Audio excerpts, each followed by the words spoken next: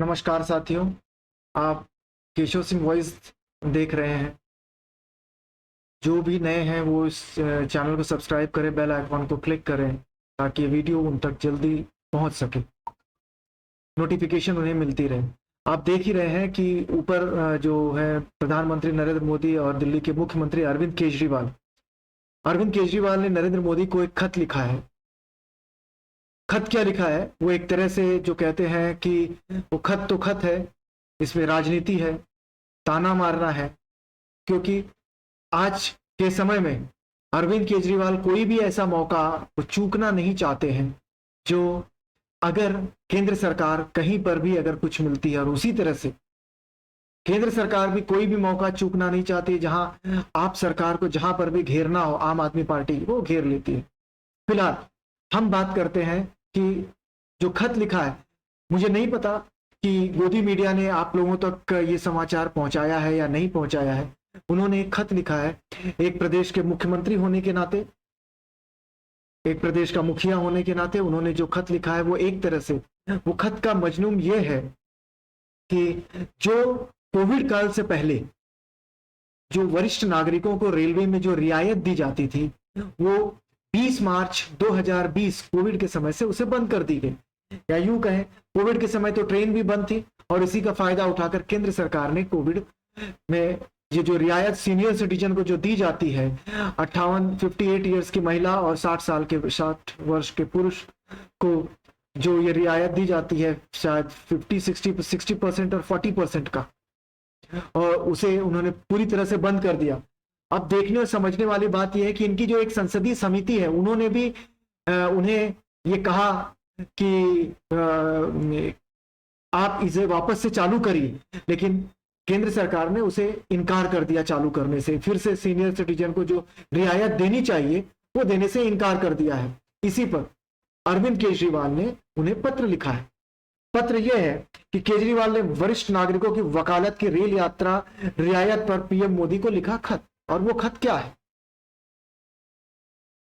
खत यह है कि दिल्ली के मुख्यमंत्री और आप सुप्रीमो अरविंद केजरीवाल ने प्रधानमंत्री नरेंद्र मोदी को पत्र लिखकर वरिष्ठ नागरिकों को रेल यात्रा पर किराए पर छूट बहाल करने का आग्रह किया है।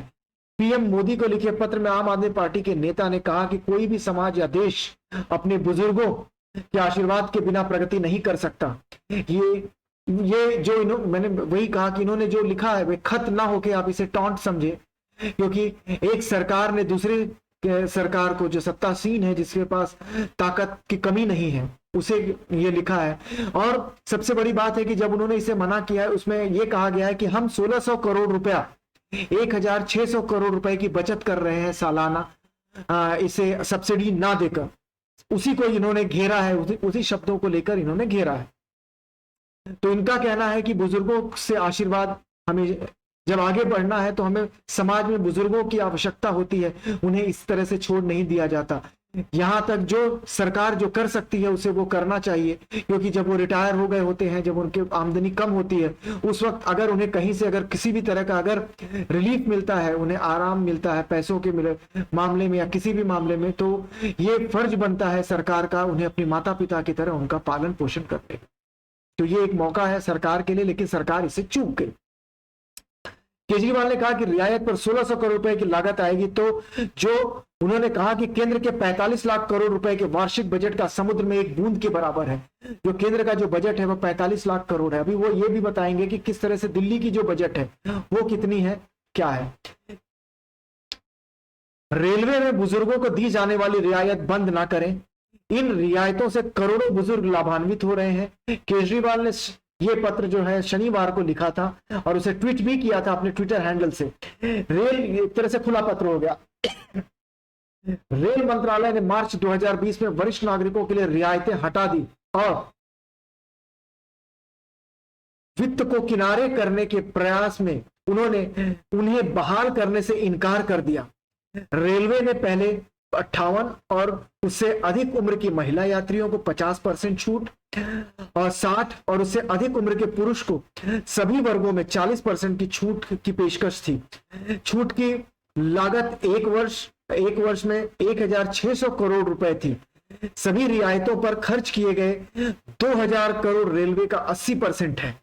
ये देखिए, कोविड-19 द्वारा उत्पन्न चुनौतियों के कारण 2020 और 2021 के दौरान उत्पन्न कुल यात्री राजस्व 2019-2020 की कालावधि में की तुलना में कम है।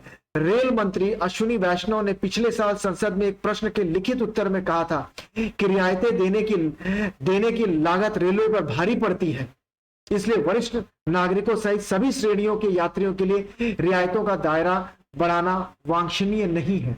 ये हमारे रेल मंत्री का कथन। ये सरकार जनहितैषी सरकार है। अब हम इसे अगर कहें तो देशभक्त सरकार है, धर्मावलंबी सरकार है, स्वावलंबी सरकार है। केजरीवाल ने बुजुर्गों के लिए रेल टिकट रियायत योजना को समाप्त करने को दुर्भाग्यपूर्ण करार दिया और तर्क दिया कि मुफ्त तीर्थ यात्रा के लिए योजना पर उनकी सरकार के वार्षिक बजट में 50 करोड़ रुपए खर्च करने का हवाला देते हुए मौद्रिक बाधाएं इसका कारण नहीं हो सकती। कृपया रेलवे बुजुर्गों को मिलने वाली रियायत बहाल करें। इस योजना से करोड़ों बुजुर्ग लाभान्वित हो रहे हैं। हमारी प्रगति हमारे बड़ों का आशीर्वाद से ही संभव है, लेकिन हम अक्सर अहंकारी हो जाते हैं। अपने जीवन में जो कुछ भी हासिल किया है उसका परिणाम है हमारी कड़ी मेहनत। अकेले केजरीवाल ने प्रधानमंत्री को लिखा है। मौद्रिक बाधाएं इस रियायत को रोकने का कारण नहीं हो सकती। यह इरादों के बारे में, ये इन इरादों के बारे में है। ये सिर्फ ये जो कहा है कि ये जो पैसा बचाना, ये नहीं, ये सिर्फ उनका कहना है, ये इच्छा शक्ति पर निर्भर करता है। अगर सरकारें चाहें तो ये कर सकती हैं, उनकी इच्छा शक्ति नहीं है, वो नहीं कर सकती। मुख्यमंत्री तीर्थ यात्रा योजना में राज्य 70,000 करोड़ के सालाना बजट में 50 करोड़ रुपए देकर दिल्ली की सरकार गरीबों के लिए करती है। बुजुर्गों को जो तीर्थ यात्रा करवाती है उसमें 50 करोड़ का उनका बजट जो है वो 70,000 करोड़ का है। तो जब दिल्ली की सरकार कर सकती है तो जहां भारत सरकार का इतना बड़ा लंबा चौड़ा बजट है वो क्यों नहीं कर सकती। भारत सरकार का जो बजट है वो भी आपने देखा कि किस तरह और कितना बजट है।